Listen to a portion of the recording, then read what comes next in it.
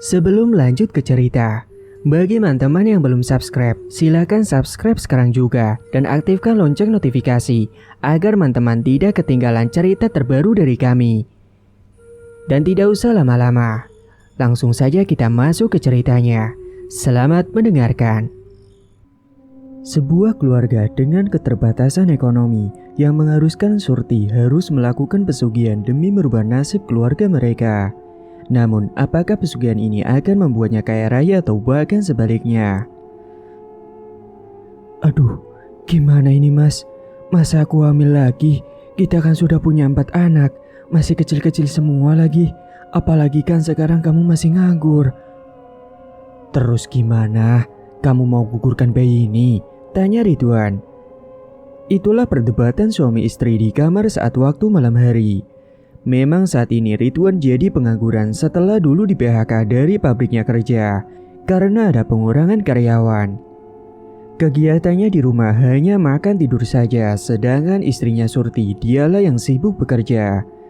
Surti bekerja berjualan kue keliling. Kuenya ini dia ambil dari bosnya. Meskipun begitu, Surti tidak malu untuk berjualan kue keliling karena untuk memenuhi kebutuhan keluarganya dengan 4 anaknya. Apalagi sekarang dia sedang hamil anak kelimanya karena suaminya sekarang tidak memberikan uang sama sekali kepada Surti. Anak pertama bernama Nia, anak kedua bernama Jaka, ketiga bernama Eli, dan keempat bernama Bima. Malam hari pun tiba, mereka berkumpul bersama untuk makan malam bersama. Namun saat itu ada pertengkaran antara ibu dan anak saat makan malam. Bu, lauknya seperti ini terus sih, aku bosan, kata Jaka. Sudahlah, makan seadanya saja. Kalau kamu gak suka ya sudah tidak usah makan, ucap ibunya. Sini aku bantuin suapin Bima bu, ibu makan saja, kata Nia. Kalian makan saja, tidak usah bikin keributan. Kita itu orang miskin jadi terima saja apapun makanannya. Bapakmu saja tidak pernah kasih uang, timpal ibu dengan nada yang sangat kesal. Sudah kalian makan aja, tidak baik ribut di depan makanan, kata Ridwan. Setelah selesai makan, mereka kembali ke kamar masing-masing. Mas, besok aku mau pergi ke rumah tetangga baru yang kemarin baru pindahan, kata Surti. Di mana rumahnya? Kamu ke sana dengan siapa? Terus kamu mau ngapain ke sana? Cecar suaminya. Itu mas, janda kaya raya dari desa sebelah, katanya mau pindah ke rumah yang besar di pojok sana, namanya Bu Anggun. Ya sudah, kamu hati-hati besok. Mereka menarik selimut dan segera untuk tidur, sedangkan keempat anaknya sepertinya sudah tidur semua. Keesokan harinya, Bu Surti menggendong Bima yang masih berusia 2 tahun. Dia menuju ke rumah janda kaya raya tersebut.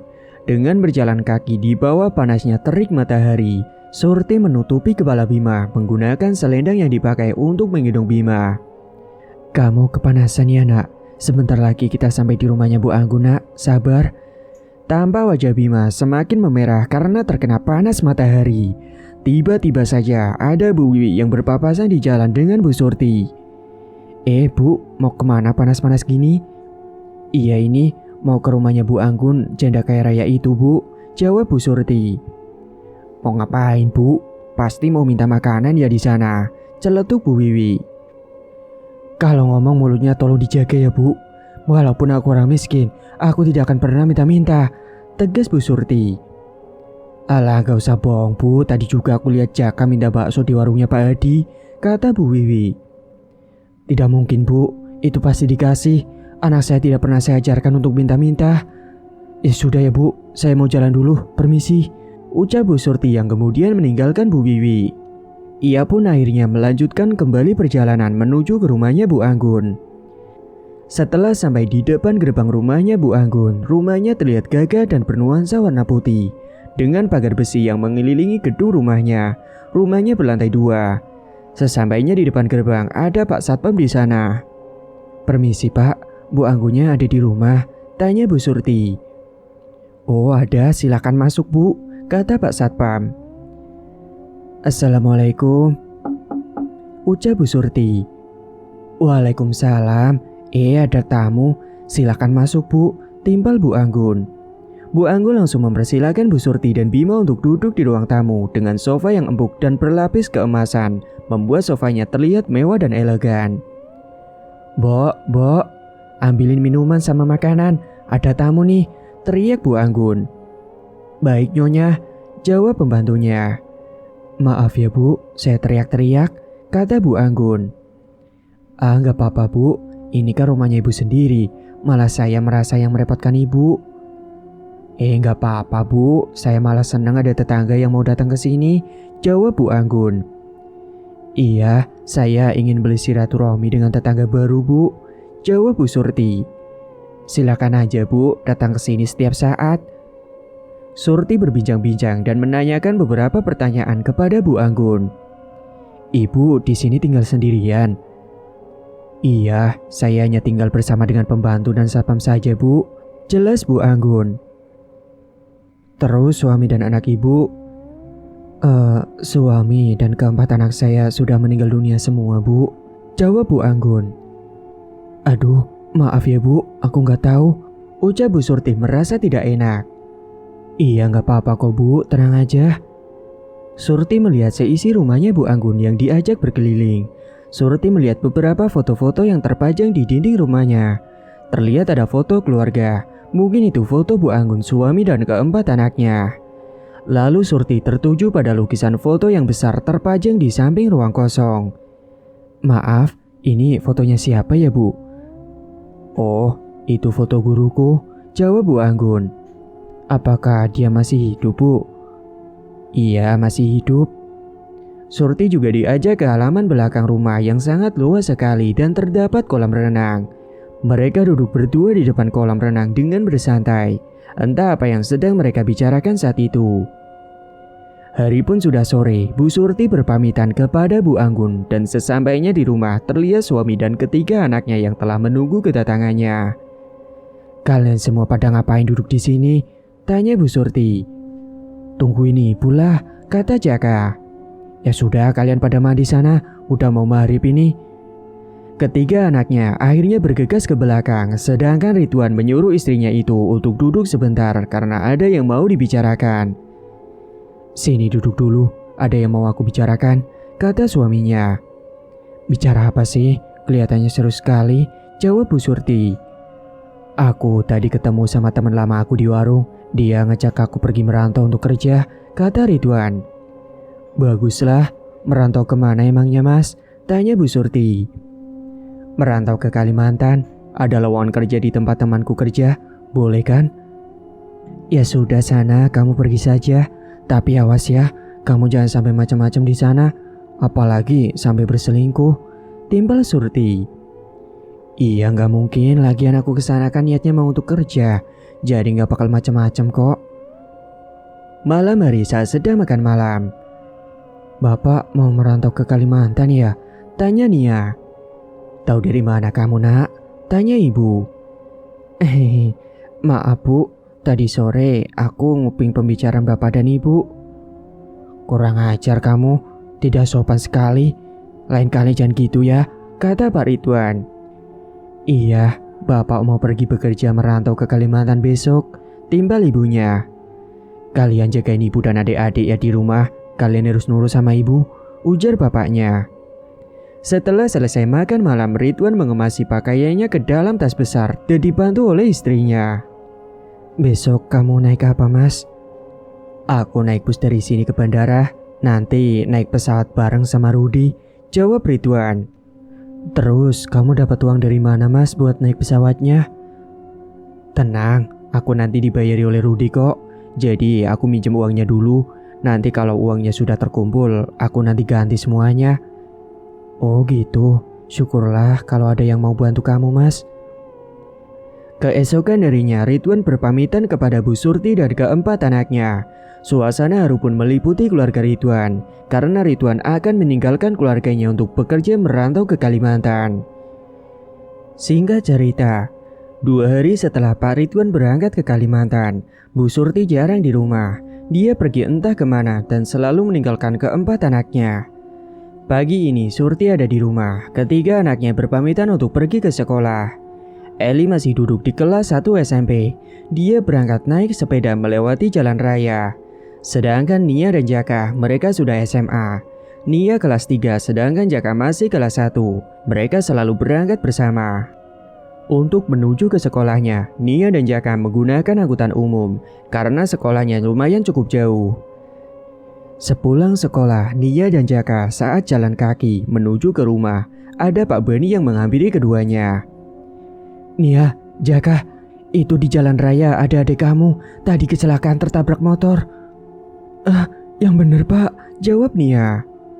Iya, yuk kita ke sana saja, kata Pak Bani. Tanpa berlama-lama, mereka berlari terbirit-birit menuju ke lokasi dan dengan perasaan yang cemas serta sangat panik. Terlihat Eli sekujur tubuhnya berlumuran darah dan membuat Nia Jaka tidak bisa membendung tangisnya. Semua orang berkerubung untuk melihatnya. Beberapa saat kemudian ada ambulan datang untuk membawa Eli ke rumah sakit. Nia dan Pak Bani ikut naik ke dalam ambulan tersebut, sedangkan Jaka, dia pulang untuk memberitahukan ibunya bahwa adiknya mengalami kecelakaan. Bu, ibu, teriak Jaka dari luar rumah. Ada apa sih kamu teriak-teriak? Bu, Eli, jawab Jaka tergesa-gesa. Eli kenapa? Ngomongnya yang bener dong. Eli kecelakaan bu, dia sekarang di rumah sakit. Astagfirullah, ya udah, ayo kita berangkat ke rumah sakit sekarang, kata ibunya. Sesampainya di rumah sakit, terlihat tubuh Eli sudah tertutup kain putih dan Nia pun menangis sesenggukan di samping ranjang Eli. Di mana Eli? Tanya ibunya. Ini bu, ini Eli bu, Eli sudah meninggal dunia, ucap Nia sambil menangis. Sabar ya bu, mungkin ini sudah takdirnya, kata Pak Bani. Akhirnya jenazah Eli dibawa pulang ke rumah menggunakan mobil ambulan. Saat melewati desanya, terdengar suara sirene ambulan yang menggegerkan para warga. Jenazah Eli pun sampai di rumah saat waktu maghrib. Tiba-tiba saja, ibunya memanggil Jaka untuk membantu Surti. Jaka, sini cepat bantuin ibu nak, kata ibunya. Bantuin apa bu? Bersihkan dipanya. Lalu setelah ini bantuin ibu angkat jenazahnya Eli bawa ke sini ya. Untuk apa bu? Sudah kamu ikut saja dengan perkataan ibu. Ibu akan menguburkan Eli di belakang rumah. Nanti kamu bantu untuk menggali tanahnya ya. Tapi bu, belum sempat berbicara, ibunya sudah memotong pembicaranya terlebih dahulu. Sudahlah, kamu gak usah banyak bicara. Jaka pun menuruti semua perkataan ibunya ini. Namun saat jenazahnya ditaruh di kamar, tiba-tiba saja ibunya izin untuk keluar sebentar dan Jaka terkunci dari dalam kamar dengan jenazah Eli. Jaka ingin membawa keluar jenazah adiknya ini dan ingin memanggil Pak Kiai untuk menolongnya. Namun apalah daya, dia terkunci dan tidak ada jalan keluarnya. Tiba-tiba ibu membuka kuncinya dan datang kembali. Ibu langsung menyeret tubuh Jaka keluar dan ibu langsung membawa jenazah Eli ke belakang rumahnya. Cepat kali Jaka, kamu jangan jadi anak durhaka, kata ibunya. Sudahlah, ini ibu saja yang gali, ini pegang adikmu. Bu, bukan seperti ini cara menguburkan jenazah. Dalam agama kita kan ada tata caranya sendiri bu. Kamu gak usah bawa-bawa agama, tahu apa kamu soal agama? Sudah kali ya, segini saja, lenguh Bu Surti. Ibunya pun menyuruh Jaka untuk menyeret jenazah Eli untuk langsung dikubur. Hawa merinding menyelimuti tubuh Jaka, serta bau anyir yang tiba-tiba datang berhembusan. Juga burung-burung gagak yang berdatangan seketika. Tidak seperti biasanya, suasana belakang rumah gelap tanpa penerangan. Jenazah Eli akhirnya sudah terkuburkan. Jaka hanya bisa menangis melihat jenazahnya Eli yang diperlakukan seperti itu oleh ibunya sendiri. Jaka benar-benar tidak menyangka kenapa ibunya tiba-tiba sikapnya berubah seperti iblis. Bahkan sudah seperti orang yang kerasukan setan. Paginya Surti berpamitan kepada Nia untuk pergi sebentar katanya. Nia, kamu jagain adik-adik sebentar ya, ibu pergi dulu. Iya bu, baik. Jaka memasuki ke kamar ibunya dan terdengar suara dari balik lemari kamar ibunya. Saat Jaka buka lemari tersebut, ternyata ada suara telepon dari bapaknya. Jaka langsung mengangkat teleponnya. Halo, aku sudah mulai bekerja hari ini. Halo Pak. Loh Jaka, ibumu kemana nak? Ibu masih pergi Pak, gak tahu kemana. Terus adik-adik kamu di mana? Mbak Nia sedang gendong Bima Pak. Eli sudah meninggal Pak. Yang benar kamu, maksudmu apa? Tapi belum selesai bicara, tiba-tiba saja sambungan teleponnya terputus. Mungkin di sana susah sinyal. Jaka, kamu lagi ngapain? Tanya Nia. Ini Mbak, tadi ada telepon dari Bapak. Tanpa menjawab, Nia langsung mengambil ponsel yang berada di tangan Jaka dan mencoba menelpon bapaknya kembali. Tetapi saat coba ditelepon, sambungannya terputus. Bu Surti mendatangi rumah Bu Anggun dan terlihat Bu Anggun meletakkan lembaran uang merah dan beberapa emas yang jumlahnya sangat banyak. Ini buat saya semua Bu, tanya Bu Surti. Iya, banyak kan hasilnya, kata Bu Anggun. Banyak sekali Bu, ternyata mudah sekali untuk jadi orang kaya raya ya Bu. Kalau kamu mau bekerja sama dengan saya, kamu bisa mendapatkan uang lebih berkali-kali lipat dari ini, tawar Bu Anggun. Aku mau Bu, gimana lagi caranya?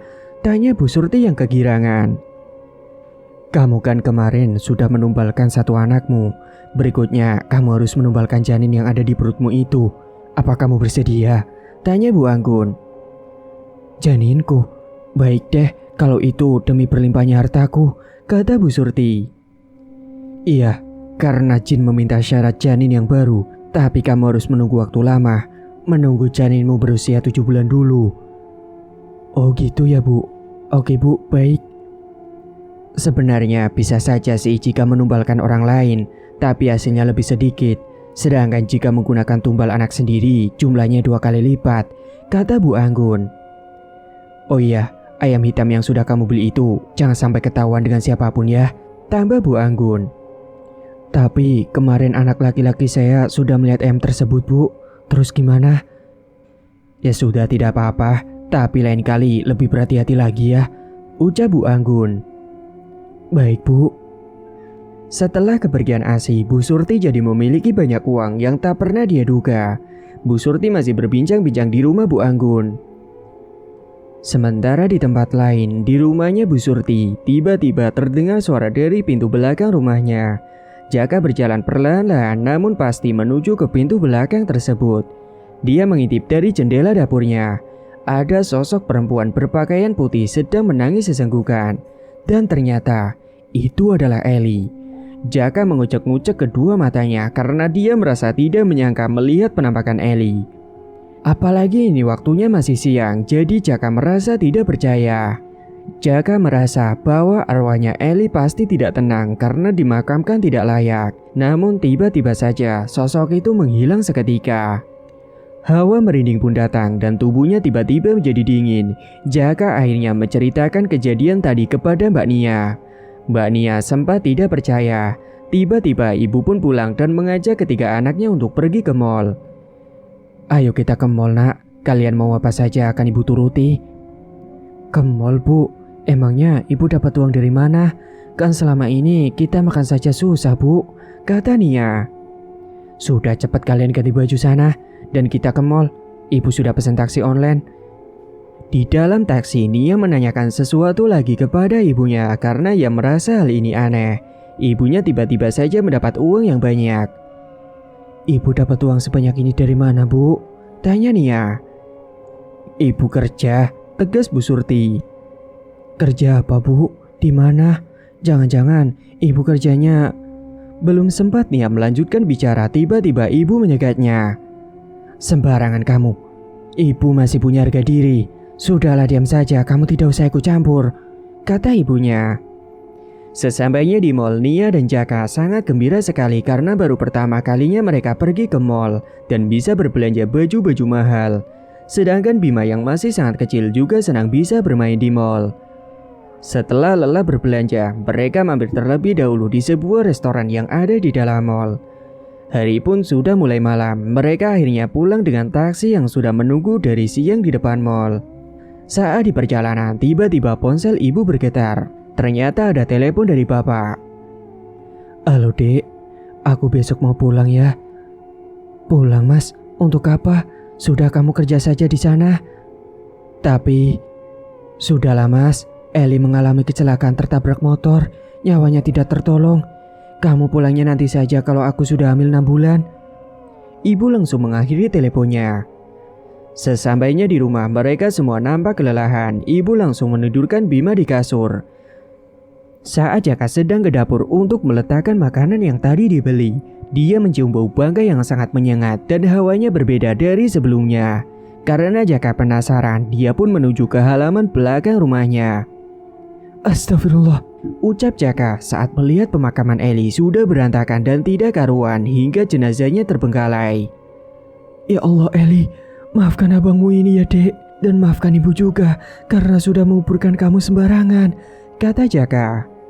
Bahkan di area pemakaman Eli terdapat beberapa burung gagak yang sepertinya telah mengorek-ngorek makam adiknya ini.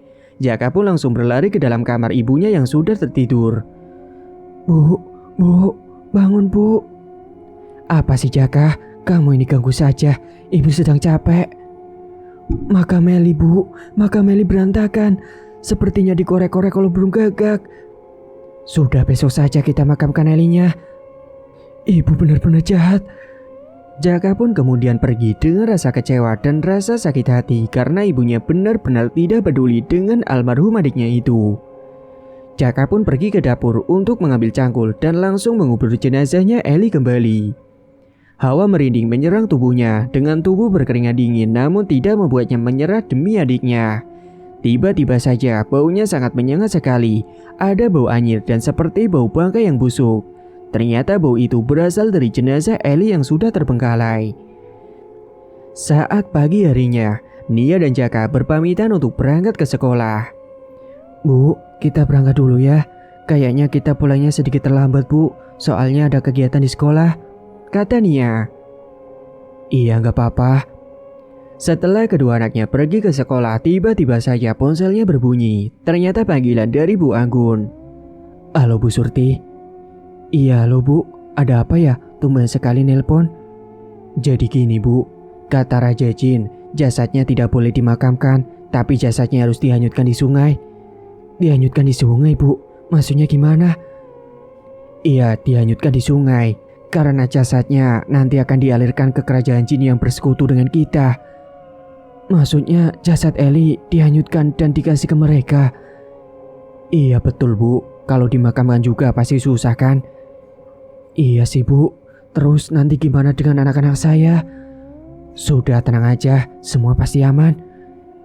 Malam harinya ketika anak-anaknya sudah tertidur, Bu Surti melakukan aksinya untuk membongkar jenazah Eli dan menutup rapat kembali gundukan tanah itu agar anak-anaknya tidak curiga. Jasad Eli dimasukkan ke dalam karung yang berukuran lumayan besar hingga tubuhnya bisa masuk ke dalamnya. Lalu Bu Surti menelpon Bu Anggun supaya Bu Anggun cepat menjemputnya. Akhirnya setelah 30 menitan, Bu Anggun datang dengan taksi online yang sudah dipesannya. Mereka berangkat dari rumah sekitar pukul 11 malam. Dengan melewati perjalanan yang cukup jauh dan kanan kirinya adalah sebuah hutan, membuat suasananya jadi mencekam. Jalanan yang mereka lewati pun sangat sepi dan sangat menakutkan. Bu Surti merasakan hawa dingin dan merinding sekali melihat ke arah bagasi mobilnya yang terdapat bungkusan di dalam karung yang ada jasadnya Eli. Setelah 1 jam perjalanan, akhirnya mereka pun sampai juga di tempat yang dituju. Bu Anggun mengajak Bu Surti untuk ikut turun, namun Bu Surti menolak karena dia takut. Dia lebih memilih menunggu di dalam mobil dengan Pak Sopir. Jasadnya diturunkan Bu Anggun dan dibantu oleh Pak Sopir. Bu Anggun langsung membawa jasad anaknya Bu Surti itu dan membuangnya ke sungai. Dia menuruni jalan setapak. Suasana semakin malam dan semakin mencekam. Tubuh Bu Surti semakin merinding dan juga berkeringat dingin. Saat tiba-tiba dia mencium bau anyir dan bau busuk yang berseliweran di hidungnya. Sesekali Bu Surti memandangi wajah Pak Sopir dari kaca tengah di dalam mobil. Wajahnya aneh, pucat pasi, bibirnya juga pucat dan wajahnya yang sangat datar. Saat ditanya juga diam saja, tidak menjawab seperti orang yang sudah mati. Pak, maaf, ini sudah jam berapa ya? Tanya Bu Surti. Namun Pak Sopir hanya menjawab dengan tangan telunjuknya yang menandakan bahwa sekarang sudah pukul 1 malam. Sebenarnya Bu Surti merasa telah kejam dengan anaknya karena dia telah menumbalkan anaknya dan jasadnya dihanyutkan di sungai. Tapi semua ini dia lakukan demi harta yang berlimpah karena yang dibutuhkan Bu Surti saat ini hanyalah uang, uang dan uang. Setelah lama menunggu, Bu Anggun pun kembali. Akhirnya dia datang juga, namun dengan napas yang tergesa-gesa seperti dikejar oleh hantu. Singkat cerita, Bu Surti sudah sampai di rumah pukul 2 malam. Dia langsung membuka pintu dan masuk ke dalam untuk melihat keadaan anak-anaknya yang sedang tertidur. Ternyata ketika anaknya sudah terlelap, tidur semua membuatnya sedikit lega. Namun tiba-tiba saja Bu Surti ingin buang air kecil. Saat dia keluar dari kamar mandi, dia mendengar suara rintian tangisan dari belakang rumahnya. Dan karena penasaran, Bu Surti pun mencoba untuk melihat apa yang sebenarnya ada di belakang rumah. Ketika ia sampai di belakang rumah, terlihat sosok perempuan berpakaian putih sedang menundukkan kepalanya yang sedang duduk di lantai. Tiba-tiba, sosok itu menoleh ke arah Bu Surti, hingga Bu Surti jingkrak terkejut. Sosok itu wajahnya menyerupai Eli anaknya. Dia menatap ibunya dengan wajah tajam dengan kesedihannya. Tubuhnya tiba-tiba saja gemetaran, lalu Surti pun berlari menuju ke kamarnya dan menutup pintu kamar dengan rapat-rapat. Saat Surti mencoba untuk tidur dan memejamkan matanya, Surti merasakan seperti ada hembusan napas seseorang berada di samping tempat tidurnya. Surti pun langsung terbelalak matanya karena dia baru sadar bahwa Bima ikut tidur bersama dengan ia. Hawa yang dirasa oleh Surti langsung bergidik merinding dan mata Surti tertuju pada sosok yang dari tadi sudah berdiri di pojok kamarnya. Sosok itu adalah arwah Eli yang tadi berada di belakang rumahnya. Bu, tolong Eli, Bu. Eli ingin pulang. Eli di sananya dijadikan pembantu saja, Bu, kata arwah sosok Eli dengan terus menangis. Pergi. Alam kamu bukan di sini lagi, Eli. Jadi jangan ganggu keluarga lagi. Namun beberapa saat kemudian sosok itu pun menghilang seketika. Dengan Bu Surti yang masih ketakutan, keringat pun membasahi tubuhnya. Keesokan harinya, Bu Surti mendapat pesan kabar dari Mas Ridwan. Katanya hari ini suaminya akan pulang nanti sore. Anak-anaknya mendengar kabar tersebut sangat gembira, karena setelah 7 bulan lamanya bapaknya tidak pernah pulang. Sekarang ibunya sudah jadi kaya raya, bahkan orang yang paling kaya kedua setelah Bu Anggun. Semua pakaian yang dikenakan oleh Bu Surti dan anaknya selalu gonta-ganti. Bu Surti sekarang juga memakai beberapa perhiasan di tubuhnya. Anak-anaknya terlihat sangat gemuk karena selama ini Bu Surti selalu memberi anak-anaknya makanan yang enak-enak. Saat siang hari tiba-tiba terdengar suara ketukan pintu dari depan. Jaka langsung membukakan pintunya. Terlihat seorang laki-laki dengan membawa tas besar. Ternyata bapaknya sudah pulang. Jaka langsung memeluk erat bapaknya karena sudah lama tidak pernah bertemu. Setelah puas berpelukan, bapak pun masuk ke dalam kamar menemui ibu yang sedang duduk memainkan ponselnya. Loh Mas, kamu kok sudah pulang? Katanya pulangnya nanti sore. Iya ini, kan aku mau kasih surprise, kata Mas Ridwan. Mas Ridwan merasa aneh dengan Surti karena setelah ditinggal merantau, Surti berpenampilan yang berbeda. Dia terlihat lebih cantik dan juga memakai perhiasan di tubuhnya. Mas Ridwan pun jadi penasaran. Dek, kamu kok sekarang sudah berubah ya? Apa uang yang selama ini aku kirim selalu berlebih? Kok kamu sampai bisa seperti sekarang ini? Tanya Mas Ridwan. Mas, aku kerja cari uang sendiri buat tambah-tambah, kata Surti.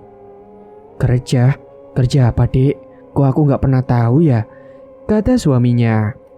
Jadi gini mas, aku jualan online. Iya jualan online, katanya ragu-ragu. Terus di mana barang jualannya? Aku jualan online tetapi lewat dropship mas. Jadi dari pusat yang mengirimkan, aku tinggal lewat HP saja mas. Oh gitu, baguslah kalau kamu bisa mandiri, kata Ridwan yang tidak curiga. Kamu mau makan gak mas? Aku ambilin ya. Iya boleh. Mereka keluar dari dalam kamar dan menuju ke meja makan. Mas Ridwan akhirnya memakan masakan dari istri tercintanya. Malam harinya, Surti bermimpi anak dalam kandungannya diambil oleh jin yang sebelumnya sudah ada perjanjian dengan sosok jin itu. Terlihat sosok hitam besar dengan mata merah menyala menghampiri Surti di kamarnya. Cepat serahkan anakmu itu. Sekarang sudah 7 bulan. Dulu kamu sudah berjanji kalau 7 bulan kehamilanmu, anakmu akan diserahkan ke kerajaanku. Ucap sosok itu. Tidak, aku tidak mau. Sudah, cepat serahkan saja anakmu buatku, dan nanti akan kuberi beberapa perhiasan dan uang untukmu. Antara mengiyakan atau tidak, sebenarnya Surti tidak rela jika anak yang dikandungnya diserahkan kepada sosok jin itu. Dia seperti sadar atau setengah sadar, dan akhirnya bayi itu diambil paksa oleh sosok jin itu. Singkat cerita, Surti pun menerima berbagai perhiasan dengan jumlah yang banyak, berada di dalam lemari kamarnya. Tubuhnya menggelincang ke kanan dan ke kiri setelah mimpi buruk itu. Dia pun terbangun dan dengan keadaan linglung seperti habis dihipnotis. Kemudian dia berteriak membuat suaminya terbangun, dan Ridwan pun sontak kaget karena tiba-tiba saja melihat perut istrinya menjadi kempes seperti orang yang tidak hamil. Astagfirullah, Dek, kenapa perutmu jadi seperti ini? Tadi aku bermimpi, Mas, dan anak kita dibawa oleh jin. Jawab Surti dengan tangis yang terus mengalir di pipinya. Ya sudah, besok kita periksa ke dokter. Tanpa curiga, Mas Ridwan pun hanya bisa memeluk dan menenangkan istrinya. Keduanya tidak bisa tidur hingga pagi. Singkat cerita, Mas Ridwan tiba-tiba saja menanyakan makam Eli. Katanya dia ingin berziarah dan juga mendoakannya.